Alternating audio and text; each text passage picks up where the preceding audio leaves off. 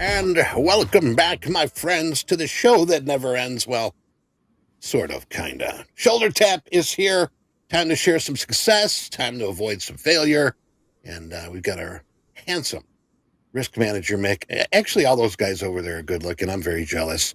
But he's going to let us know who's doing well, who needs a shoulder tap. And Mick, how are you, buddy? Hey, what's up, Eddie? I'm doing really well. Thanks. How are you doing? I'm fine. Monday morning, starting things off. I do see that we do have a funded trader that is just kicking ass and not worrying about taking names. I'm sure that we're going to That's talk right. about that. But what do you got for us today, Mick? Yeah, Pin Sin is up over 18,000 bucks today. They Ooh, stopped for a little while when they're up around 17,000. Hadn't taken any trades for a while, and I just saw they were back in the market before turning my chair around. Today is going to be shoulder taps, Eddie. Shoulder taps on live accounts. I have three of them, traders that I want to feature today that just have kind of been on cold streaks for pretty large sums of money, specifically from last week. But before we get into it, I want to give a couple shout outs from Friday's trading activity to Dakota, who made 6,000 bucks last week on Friday. Nicholas T, who made 5,300. Miguel was up 4,700. Edward K was up 6,000 on Friday. He gave half of that back today when he hit his daily loss limit.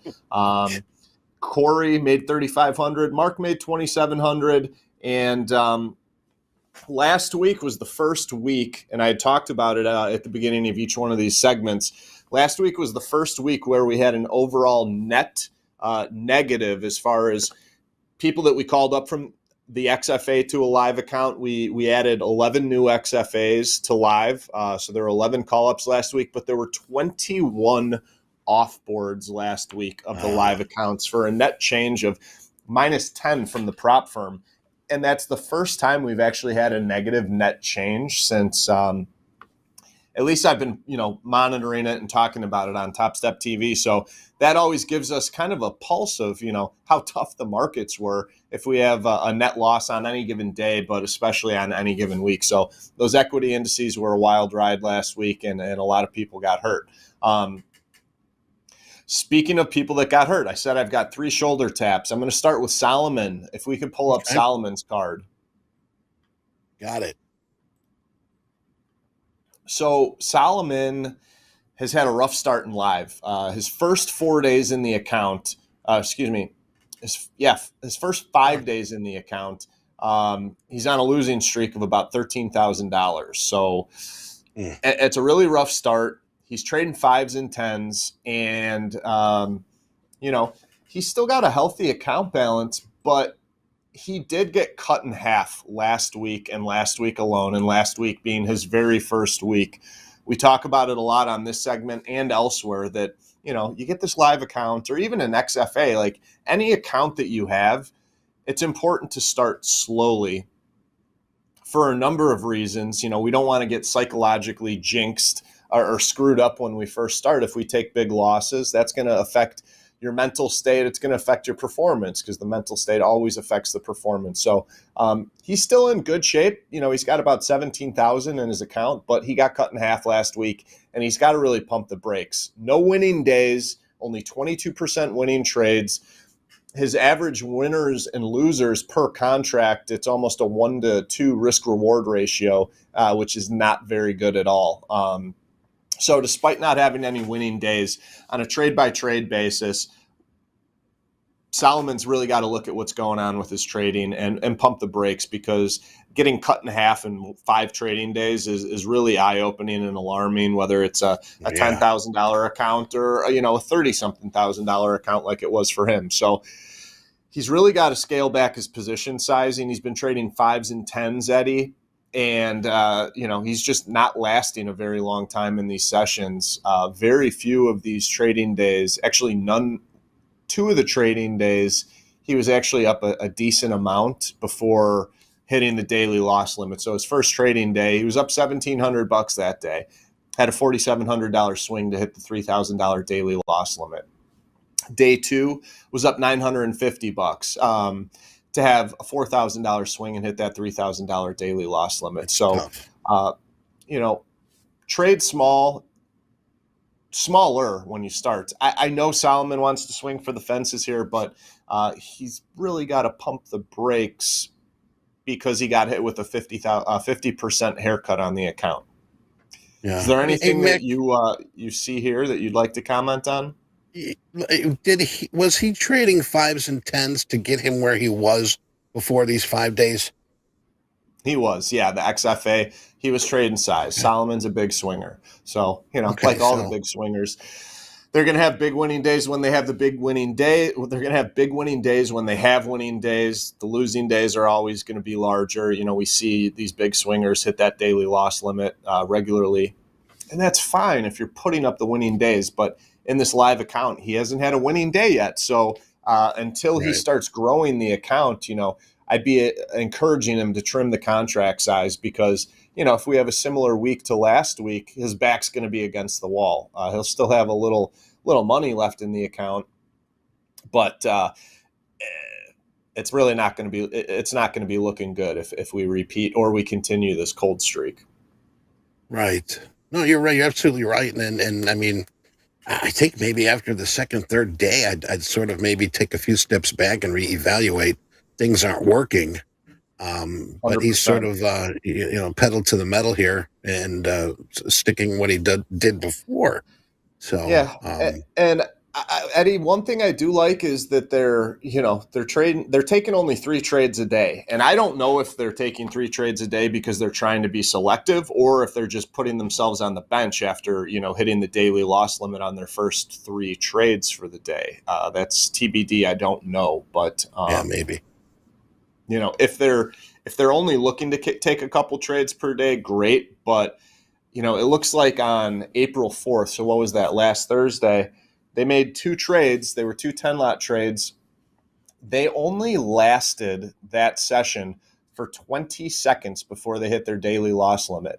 Wow. Okay. That Yeah. It's astounding to me. I mean, the markets are open 23 hours a day, and Solomon lasts for 20 seconds in the market. That tells me that a number of things here, but mainly that he's trained too big. He's trained too big to put on a position in your live account that could get blown out in 20 seconds. You're trading too big. If he were to, grow this account and ask for, a larger daily loss limit, which I would grant if it was a reasonable request, maybe they could have, not gotten shaken out there. But, 20 seconds to lose 30 grand, it's way too quick. So I think he should scale into his size if he's using the size, but I don't encourage him to trade size right now. I think he needs to scale back his position sizing because we're not liking what we see right now. And I'm sure he's not enjoying what he's, his performance at the moment too. Right. Orders from headquarters. You heard it right from Mick. That's And right. I mean, that's a smart thing to do, especially what we're seeing right now is slow things down. Okay. You don't want to grind that profit account. Like you said, he's half and half. Gosh, get it any lower, the thing is, you're going to start losing, focus, and you're going to get more reckless as you go. We got to build confidence here, and That's right. even a small winning day should build confidence. I would definitely be looking for that. Trade some 1 lots and some 2 lots, put together a few winning days, and then increase the size. Right. All right, let's move on. I want to talk about Alba. Right. All Alba. right, so Alba live account. You see an average daily P&L or positive, $422 a day trading the Nasdaq. Despite being profitable in this account, this is a shoulder tap. They're on a 4-day losing streak for $15,500, which is, again, very similar to Solomon, a lot. Right. So, this trader has put up some big winning days. They've spent 21 days in their live account. So on average, out of those 21 days, they're taking down a little over $400 per day, which is good. So they're profitable. Last week is really what I wanted to highlight as far as the performance goes, though. They've got a good risk reward here on a per trade basis. They're only putting up a third of their trading days as winning days and a third of their winning trades as winning trades. But the average winning day is more than double what the average losing days. That's always a good thing. And then their average winning trade is almost double of what their average losing trade is. So the risk reward's 2-to-1. It's very good. It's a large. Those are large. That's a large contributing factor as to why this person is profitable. Despite having the big swings, they are trading 10 lots on average. But again, just like Salomon, selective with the trading. They are averaging less than 3 trades per day when they're doing the 10 lots. But during this streak, there's a lot of similarities between Salomon and Alba here. Last week, when they were having a hard time, a couple of their trading days, if you look at the average win-loss duration on the trade report, Eddie, you can see that they spent 1 minute in the markets before hitting their daily loss limit. Yeah. Another day was 45 seconds. Another day before hitting the daily loss limit. Another day was 2 minutes. And then on Friday, they spent 3 minutes. So this is another trader that would benefit from scaling into the large position size. And I say that because if you're not going all in, all out, you can start with your entry on smaller position sizing. And as the market's going in your favor, you add to your winning position as the market's telling you you're correct. That's nice. But the important part about that is when the market's going against you, you don't have 10 contracts on. So you're not spending 20 seconds in a 10 lot position, a minute or 45 seconds or 2 minutes in a losing position. You're going to have smaller leverage on, which means you can kind of watch that market go against you a little bit further, and you don't have your back up against that $3,000 daily loss limit wall with your 10 lot on. So I think that would be a huge benefit for Alba in their trading. Something else, even though everything's going very well here overall, despite last week being a bad week, they took a nice big payout over $10,000. And one thing about that is I love the payouts. That's a big payout for someone who is going to could on any given week lose up to or allow themselves to lose up to $15,500 because right now that account's sitting around $9,300 for an account balance.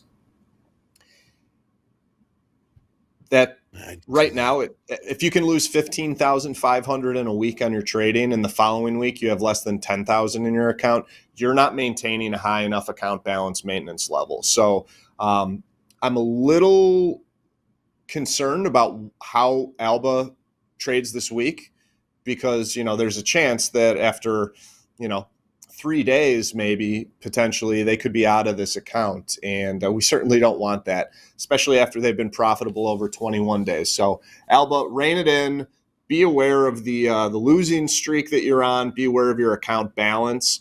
And, in the future, if we grow this account back up to higher account balance levels, do think about taking a smaller payout if your risk is still going to be, great to the tune of $15,000 in a week.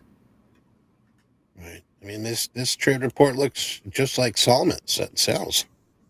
Same thing. It seemed like last week. And here's the thing, too. You mentioned last week that we offboarded more than we usually do. I mean, right.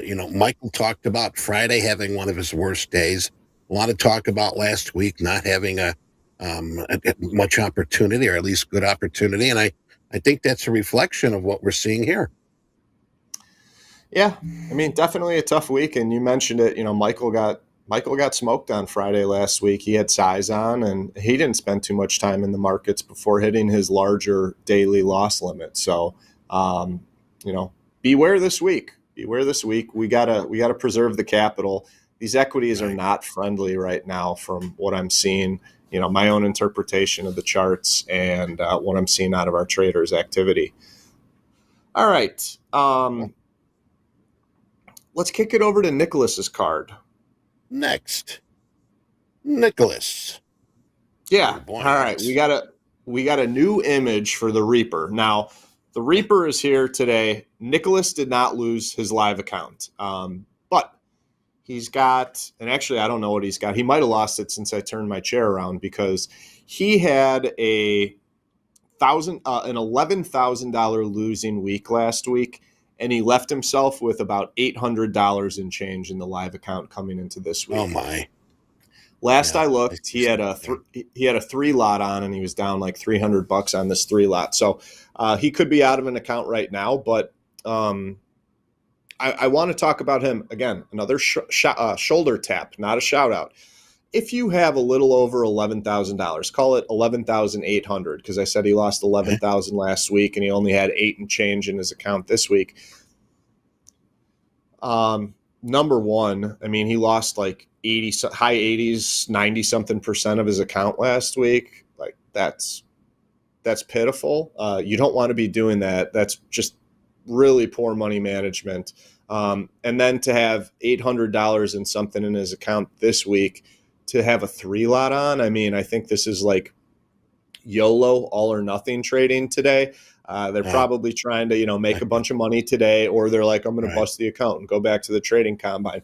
To me, that's kind of BS. I hate that Right. kind of trading mentality and activity, and I hate that money management from last week. So I'm definitely scolding Nicholas here. I will give him a little credit. He's, all these metrics up here on the board, he's ridden it out and grinded it out 31 days in the account. I don't know if last week was grinding it out, losing 11,000 on a $12,000 account. That's more like getting smoked. But traders, if you're out there and you're having a bad week and you realize that you risked a lot of your cushion or a lot of your account balance, like take some time off and regroup and reflect on what happened and put some steps in place to ensure it doesn't happen again. If I were in Nicholas's shoes from last week, coming into this week, be like, I'd be scared out of my mind. I'd be like, okay, I got to trade one contract. I got to take one trade per day. I abused my account so badly last week, and I should be thinking about how I'm going to keep this account. They're clearly not doing that by slapping on a 3 lot today, which I'm upset with. I'm displeased. I'm not mad. I'm just I'm disappointed. Yeah. It's my fatherly line there, but Well, that's what you I got to don't know do. what to say here. I mean, there's a chance this account's closed right now, or chances are I don't think they make it out of the week unless they make a buttload of money today.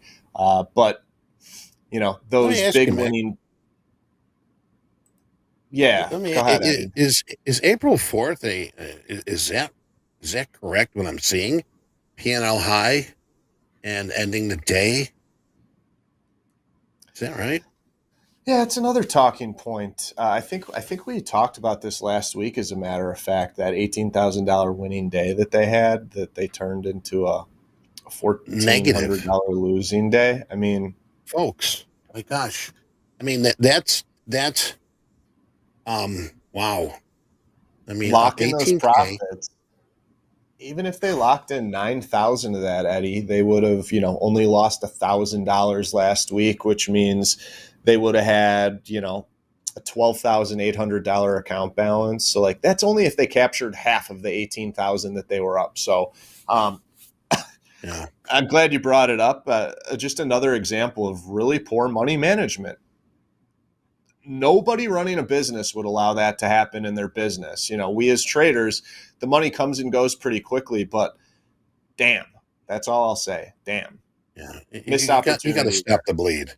You know. I mean, especially having a day like that. My gosh. Yeah, Even up 9,000, even up 5,000. You know, you've got to learn. Oh gosh, I mean, if if you're having a good day and things turn sour, lock yourself out, save your yeah, ass. for me, That wasn't current done state, here. if I found myself up 5,000 in a day trading, and I turned a $5,000 winning day into $1,000 losing day, I'd be smacking my head on the desk. Well, But they had you'd be thinking about it 18,000. all night. You know, I'd be sick to my stomach. I've gotten sick over some dumb things I was, done trading. Last Friday, Jack and I were chatting, and he was talking about like what was your biggest loss in the markets, and I don't know. I was sick to my stomach when I lost that 16 grand trading the corn years ago. It was what I did was absolutely stupid. We're all going to do stupid shit when we're trading. you want that stupid shit to be an anomaly and not part of a monthly or weekly regular thing. I never made that mistake again because I got stung and dinged so good for it. So, all these mistakes that we make are good opportunities to grow. Everything's an opportunity for growth in trading. Every loss, everything you do wrong is an opportunity for growth in trading. People. I know it's easy to think that when you're trading well, you've got the good stuff, and you're like, oh, I'm learning, I'm a good trader. Good trading, the opportunities of learning from good trades is a lot lower than opportunities learning from your opportunity to learn from bad trades. You could have a winning trade and say, hey, I covered that one really well, and I had my good reason for covering that trade. But you're not going to get a lot of learnings or takeaways from that other than potentially reinforcing a consistent approach on profitable trades. It's where you screw up that has you make adjustments. You got to be aware of the screw ups, got to be honest about them, and then make adjustments going forward so you don't replicate that same mistake. I don't know about you, Eddie, but myself personally, when I started trading, I was really, really good at doing stupid shit and making mistakes. And I continued to repeat those mistakes until I got to a certain point where I had to buckle down and was, frustrated with myself and said, what am I doing? I need to treat this as a business. At the time, it was my Right. sole source of income when I was trading full time, and I wasn't making any money, but I kept doing things I knew I shouldn't be doing. It wasn't until I buckled down and was like, oh yeah, I remember that from before. I'm not going to do that again. And when you can have that mentality, I always use the funnel analogy. All these mistakes when you start out, or whether you're new or you've been trading for a while and are not finding success, you start with the top of the funnel being very wide with all these room for errors to come into your trading. And as you learn from your mistakes, the funnel narrows, and then you only have a small amount of room for new errors or new mistakes that you haven't made before. And once you tighten up that funnel and weed out a lot of those mistakes, then it's that much easier to be profitable in your trading. Right. Right. I tell you, Mick, we're very bullheaded, and that's the downfall. And we've got to sort of open up, like you said. I mean, and I practice preaching this: is treat the account like a business. All right. I mean, sure, you're the CEO, but you got to remember that it's a big business. It's not just about what you want to do and your reactions. You got to look for the best performance and the best opportunities to keep that business growing. So, Yeah. but anyway, Bullheadedness is not a characteristic for a trader. no, Confidence is not bullheadedness. We need to be confident, but bullheadedness is how people need to be lose smart. Yeah. 11,000 on a $12,000 account, like I just talked about. So yeah, some shout outs there, or shoulder taps, excuse me, areas for improvement, things to not do yourselves. And I think we're up on time now, Eddie. I think we are, my brother, and it was a pleasure speaking with you. And I hope that this talk, I mean, considering what we talked about here today, you can be doing very, very well. All right. But don't let it get past you where, oh, I got so much in the account, I can sort of trade this. If I lose it, no big deal. Don't think like that. Okay. Don't think like that. Um, Keep moving forward. And Mick, very well information and direction that you've given today. And I guess we'll catch you back here tomorrow. So keep an eye on our traders, my brother, and keep your eye off the sun. I'm going to try and get up on the rooftop and check that out in an hour or two. All right, you be careful. Don't fall, please. Okay. Don't fall. But hey, folks, group coaching coming up next here with JD and Hogue. So don't go away. And oh, bless you, Mick. You okay? You need a Thank you. mop? Thank you. All right, no, you don't need a mop. All right, we'll be right back. Help, Mom.